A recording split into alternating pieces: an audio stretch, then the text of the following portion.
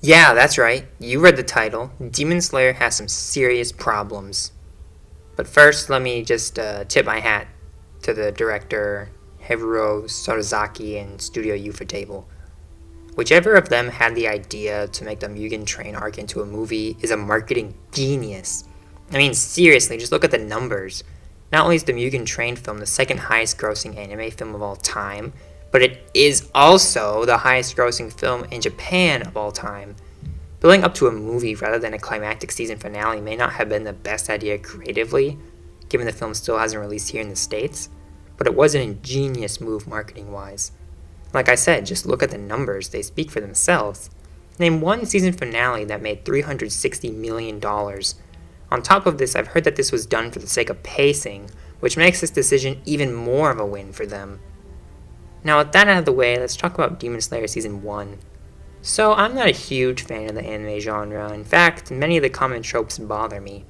However, one of my closest friends, who is really more like family, actually, I take that back.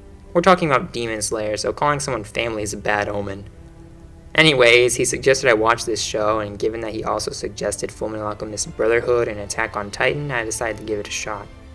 If you are one of the many people that enjoy this show, that's fantastic. But I didn't. To be honest, I considered giving up on Demon Slayer, but when I realized I was over halfway through it, I decided to keep on going. Now don't get me wrong, this isn't a bad show by any means. In fact, it does more good than bad. But the bad in this case are some things that I just can't get past. But why do I feel this way? Well, I'll tell you. For starters, the show immediately gave me this feeling that I'd already seen it before. Just look at one of the shows I mentioned earlier, Fullmetal Alchemist Brotherhood. In that show, something horrific transforms Alan into a suit of armor, and Edward sets off on a journey to reverse this, which he does after joining the military with his unique sibling at his side. This is the exact same premise as Demon Slayer. I'm not saying that this show is ripping off of Fullmetal Alchemist Brotherhood, nor am I saying that this show cannot share similar plot points with another, but when this happens, it does cause a disconnect. This is also the case for the character of Zenitsu, who is basically the same as Armin during Season 1 of Attack on Titan. He's a blonde coward who freezes anytime he gets into a fight, but ultimately has the courage inside of him to win the day.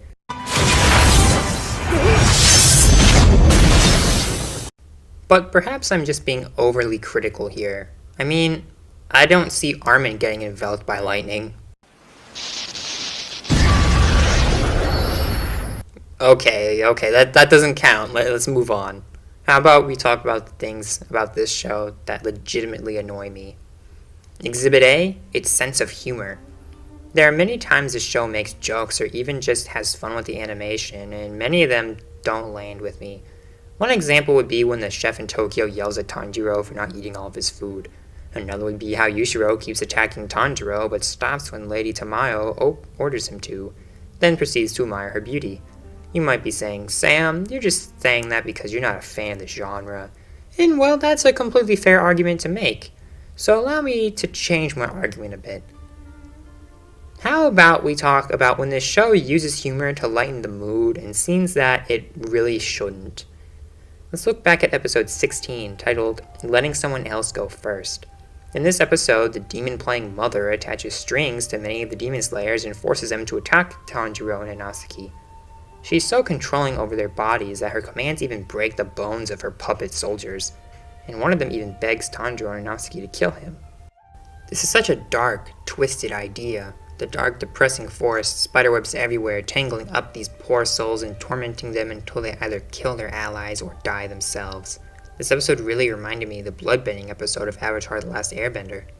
The villain's power and the scenery are almost identical, but here the idea is taken far more seriously. But when one of the free soldiers offers to stay behind and hold off the corpses of his friends, Inazaki brings up how the guy apparently peed his pants before, and the animation switches to that classic style anime so often uses while telling jokes. Later still, when the mother demon snaps the necks of all the scouts Tanjiro and Inazaki just saved, after this shocking, heartbreaking moment, a split second that made the last 5 minutes of finding a way to save these poor soldiers pointless, the show almost instantly falls back onto Inazaki trying to outdo Tanjiro. Like I said, this episode was dealing with such a disgusting, disturbing idea, and was even taking itself more seriously than the famous bloodbending episode of Avatar, but this dire mood was killed by these jokes, by these lighthearted scenes. And this is just one episode. This happens throughout the entire season. I'm sure you get my point though, so let's move on. Before I talk about my biggest problem with the show, it's only fair I discuss the one time a joke in Demon Slayer landed with me. In the 25th episode, when Inosuke and Zenitsu are struggling to find a reason to train, Shinobu, or if you're like me and didn't know her name until I looked it up, Butterfly Lady, appeals to their desires. She asks Inosuke why he can't do it if he's actually able to, which immediately makes him want to do it. She then holds Zenitsu's hand and says that she's his biggest cheerleader. Not only was her playing to the desires hilarious, but their reactions, Zenitsu's especially, made me burst out laughing. Actually, just let me show you the clip.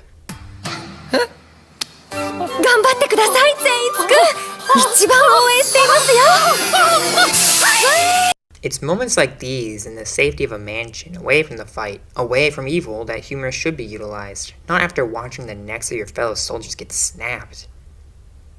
So, let's move on to my biggest gripe with this show. Exhibit B, monologues. Again, this is something quite commonplace in anime, even in the other animes I've watched. Generally, I don't mind monologues, especially when they give important information. In such cases, monologues can even make the show better. What I do mind, though, is when a monologue lasts multiple minutes and only relays useless information. This show's greatest flaw, at least to me, is that it tries to get you to sympathize with the demons. Remember how I said that the mother demon snapped the necks of all the soldiers she was using as puppets?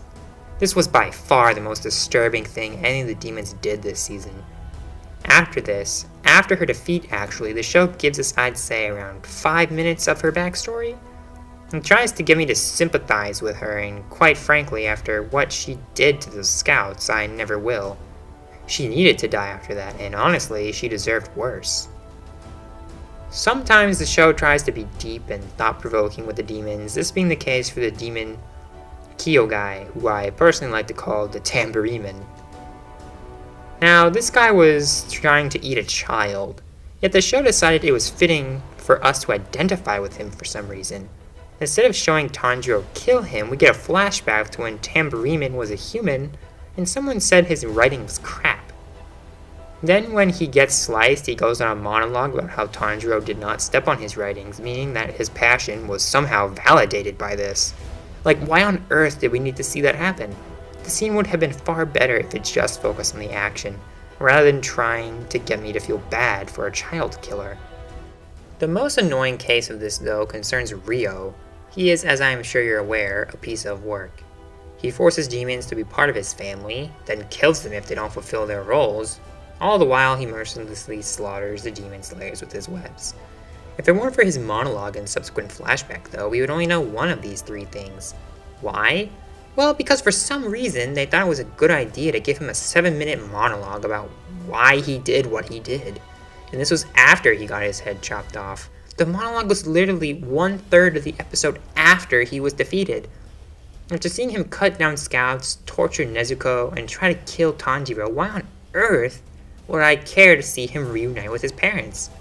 It sort of reminds me of Last of Us 2. Why would I want to spend half the game playing as Abby after what she did to Joel? After what she does to poor Mel's relationship with her husband?